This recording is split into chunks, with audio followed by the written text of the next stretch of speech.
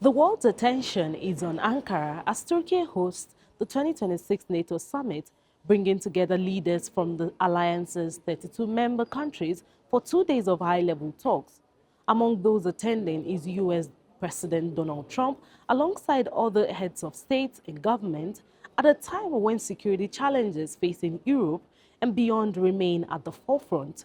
As one of NATO's key members, Turkey is hosting the summit in its capital for the first time since 2004, with Ankara becoming the center of international diplomacy over the next 2 days. The summit is expected to focus on strengthening the alliance, increasing defense spending, expanding defense industrial production, and continued support for Ukraine. Leaders are also expected to discuss regional security and the future direction of NATO as the alliance responds to an increasingly complex global security environment. We would strengthen the foundations of NATO, and we have laid that foundation here in Ankara. First of all, I'd like to indicate one thing emphatically. As Turkey, after the Cold War, as we were not able to get the dividends of the peace process that took place after the Second World War, because we were beset by many conflicts and many crises in our part of the world. We were also beset by terrorism, and we always fought against these threats unfolding in our way. Sometimes we were alienated and ostracized and treated unjustly, and as such, most of the time, we had to make do with our own means. And today, when we look at defense spending, military capabilities, and when we look at our defense industry, we see that Turkey has made great progress, and compared to many allies, actually, we are one step ahead of the game. Dear friends, ladies and gentlemen, at the summit, we reviewed the commitments made at The Hague last year, and we talked about how we can possibly implement these commitments. Mr. Secretary General Rutte also acknowledged the progress that allies have made in terms of increasing their defense spending, and we had multi-dimensional deliberations about the alliance, and we also talked about how we can incrementally increase our contributions vis-à-vis the alliance. The NATO Ankara summit was a watershed moment where allies exhibited their spirit of solidarity, and all the allies and all the leaders of the ally countries participated in the NATO summit here in Ankara, which is a testament to their faith in Turkey and the reputation of Turkish diplomacy. As you know, President Trump also paid a visit to the summit, and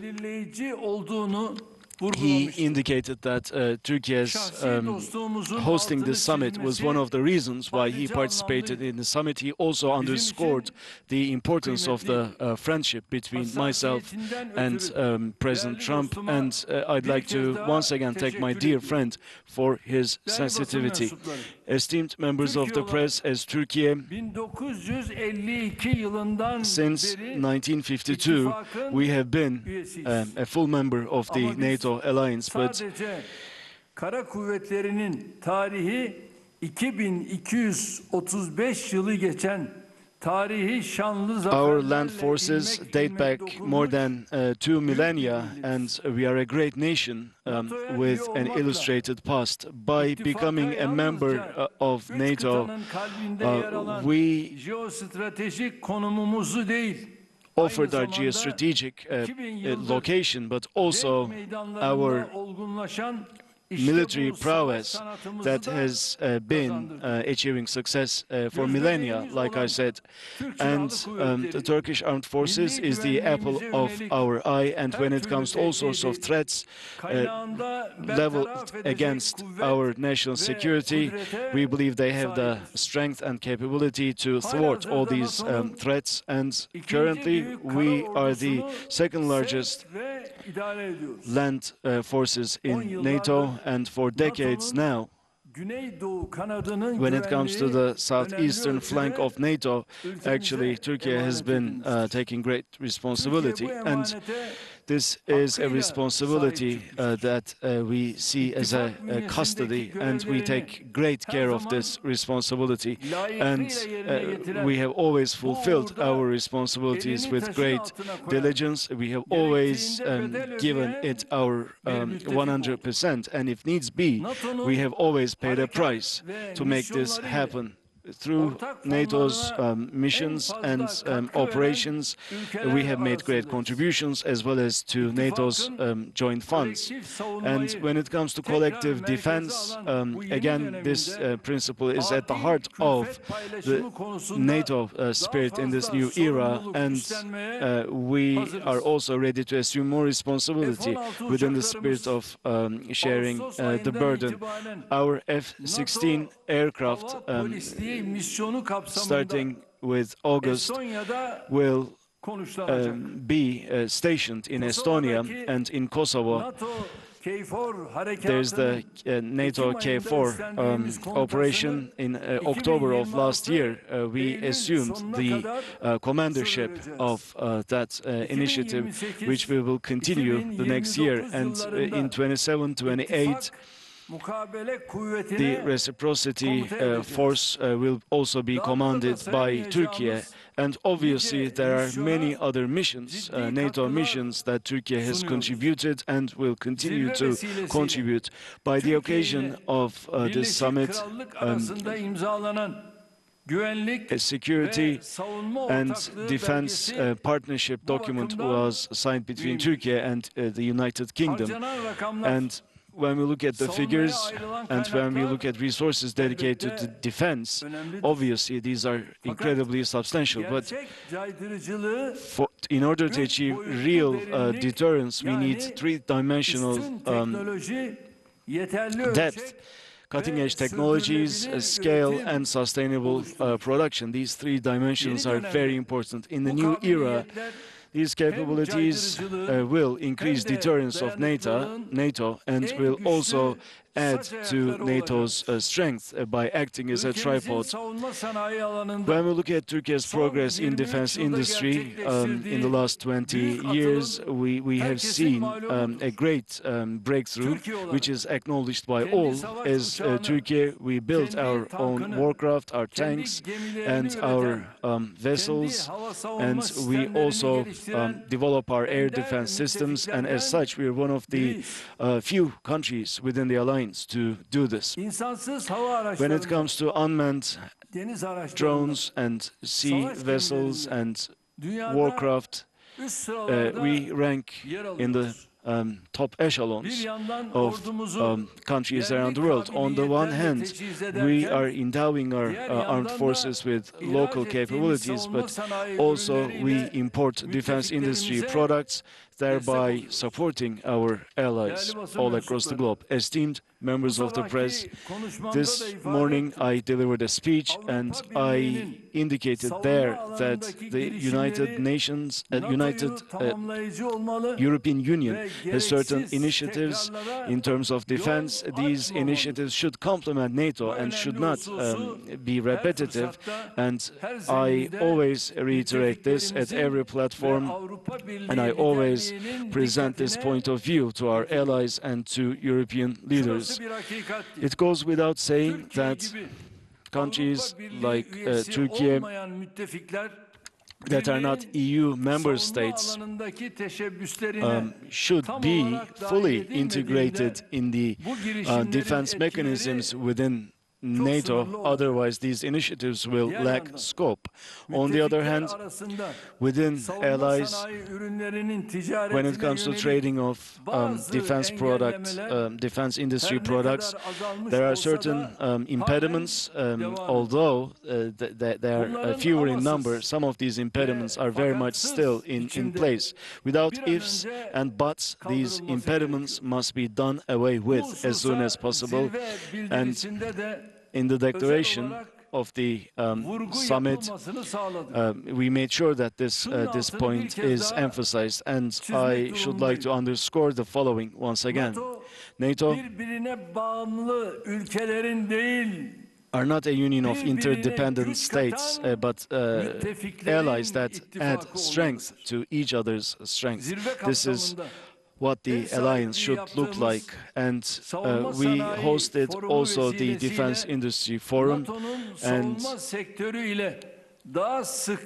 we reiterated our belief that NATO should cooperate more closely with defense industry stakeholders, and the Ankara strategy was adopted by all the allies.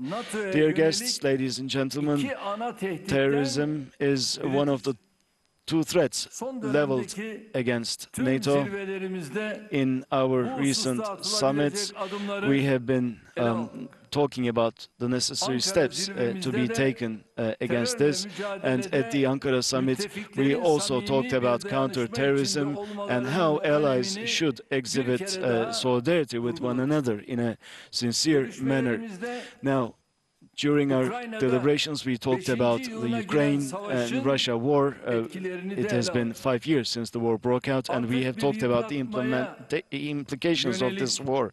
Now, this war of attrition needs to come to an end, because tens of thousands of people are losing their lives every month, and as such, many people are losing their lives. As Turkey, since the very beginning of the war, we have always supported dialogue and diplomacy to bring about a peaceful resolution to the war. This principle standing of Turkey is appreciated by President Putin and President Zelensky. All our allies also acknowledge this, and today, once again, I'd like to make the following call.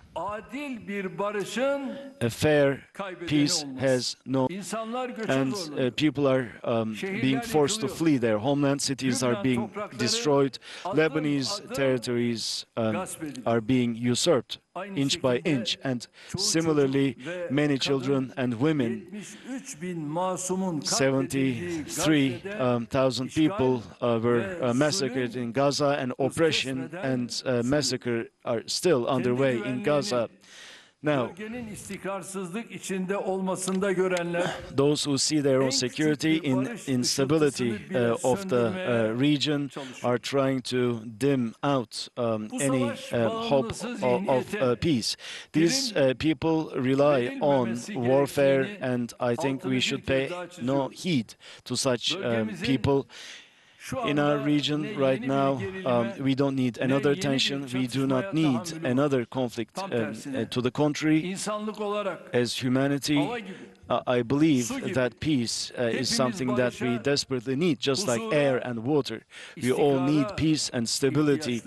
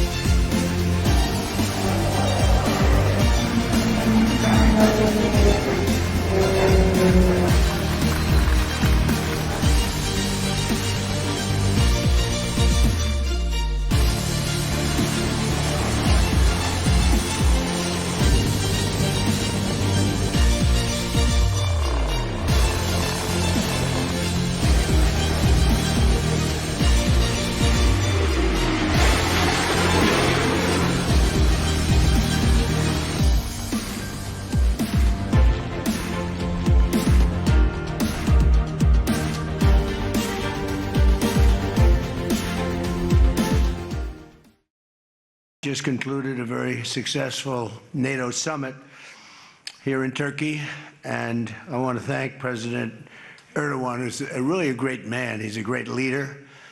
He's a friend of mine, been a friend of mine for a long time. He's a strong person. a very strong personality, and that's why he runs such a successful and good country, and really a great, I would say, a great country. Militarily, he's very powerful. People leave him alone, but he's really done a fantastic job. And from the moment we got off the plane, you look at the airports were beautiful. They built a new terminal for our arrival. Everything was beautiful. And so I just want to thank President Erdoğan, who's done a fantastic job in Turkey. And I also want to thank NATO Secretary General Mark Rutte. Mark is an extraordinary person, smart, great leader. It's not easy leading so many leaders like that. You got a lot of leaders, and they're strong personalities, every one of them. And Mark does an unbelievable job. Couldn't find anybody better. I just want to say there was tremendous love in that room. The press got to see the sitting, but they didn't get to see the speaking. And I actually said, it's too bad the press couldn't see this, because every one of them spoke for a little while, and I spoke for a little while, and it's a lot of speeches. We kept it short, but it's too bad the press couldn't have seen what we were doing in that room, because it was very smart people, and they have a lot of good in their heart, not evil, good. And they're doing a great job for their country. The world is doing well. We have, as you know, the oil is down. We'll see whether or not we keep it down. We should keep it down. We're doing things that should have been done 47 years ago with Iran. And I just want to say that throughout my first term and over the past 18 months, the United States has led a historic effort to dramatically increase the defense spending and to have equipment that no other country in the world has. When you look at Venezuela, when you look at Iran, essentially demolished their military in a couple of weeks. They had a good military, they had a good navy, they had 159 ships, everyone's at the bottom of the sea. They had hundreds of airplanes, they're all gone. They're all lying burned up on the runways. They were totally decimated. Their radar's gone. Everything's gone. Their leaders are gone, frankly. And their combat capability is pretty low. They have a small percentage of missiles left. They have some of the launchers, missile launchers left, call them launching pads, but most of that's been destroyed too. Last year's summit in the Netherlands was great also, and we achieved an unprecedented agreement to increase the annual defense spending, and it's the benchmark, raising it from 2% to 5% of GDP. And just the opposite, the Iran war has been a tremendous military success. And, you know, I can only answer the question by saying they're not going to have a nuclear weapon. I was there for one reason, that Iran cannot have a nuclear weapon. I call it, he's been a very good ally. I mean, Marco could tell you, we have a very strong relationship with Turkey. You know, it's a very big country. It's a very powerful, militarily, it's the second most powerful country in NATO. It's a NATO country. So whether or not we do that, I haven't told. Well, I'll tell you what, number one, Spain has been very bad, but, you know, Italy's been good, and almost all of the countries have been good. They just had a bad moment. They didn't help us. We didn't need their help, but if we would have wanted their help, I said, by the way, if I want help, sure would rather remain on the sidelines, and I didn't like that answer. UK gave an answer that was sort of weirder than that. They went out.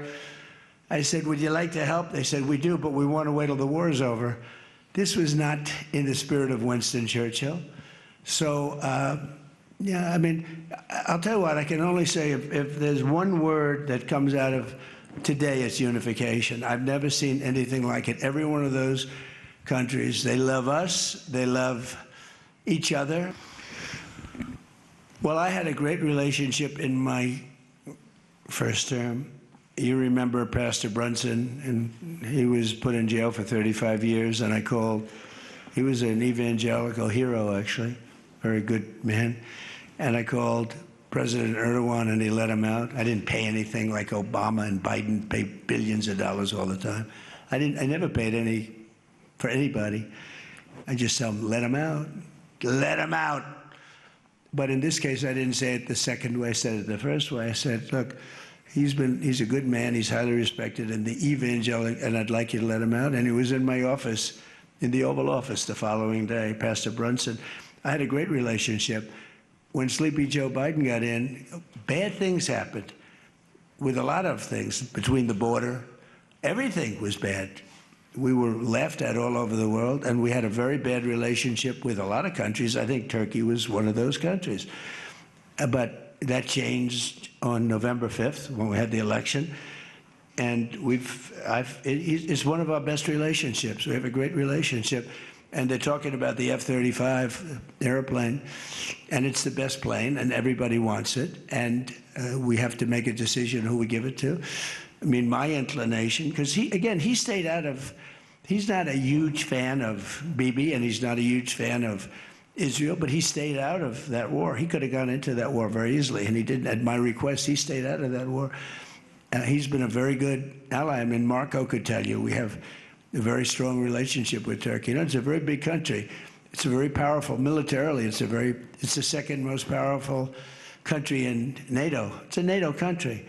So whether or not we do that, I haven't totally made up my mind. But my inclination is to say, look, he's done everything. He's helped us in so many different ways. Iran is outside NATO territory.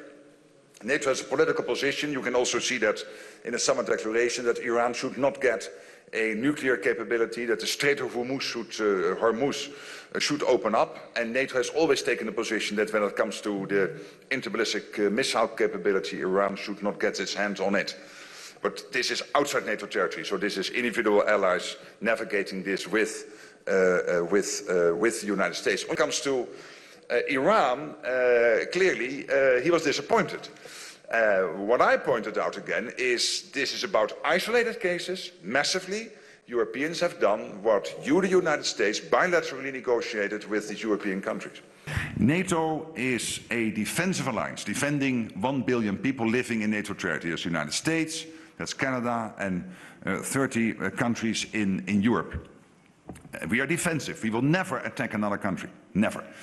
We are a defensive alliance, but we will make absolutely sure that if anyone else does not wish us well and tries to attack us, that they know that our reaction will be very forceful, that we can defend ourselves, etc., etc. And that is for a reason. First of all, because I strongly believe in the 21st century that you should not attack another country like the Russians have done with Ukraine. It's kind of crazy to do that. It's a playbook of the 19th century or the 20th century. We don't do this in grown-up democracies anymore in the 21st century. So that's one, but also because there are values at stake. Democracy. And democracy, as I said on Monday, is not only free vote. Democracy is also you, the free media, that you can report, that you can try to find out what happened behind the scenes, politicians not always liking what you find. But if it is fair, hey, it's your role and your job to do that. It's part of democracy. And the third pillar of democracy is that your societies have the ability to make their views known. And they do this sometimes through demonstrations. And that is always should be possible. And that means that journalists should always be able, in person, to participate in big news events.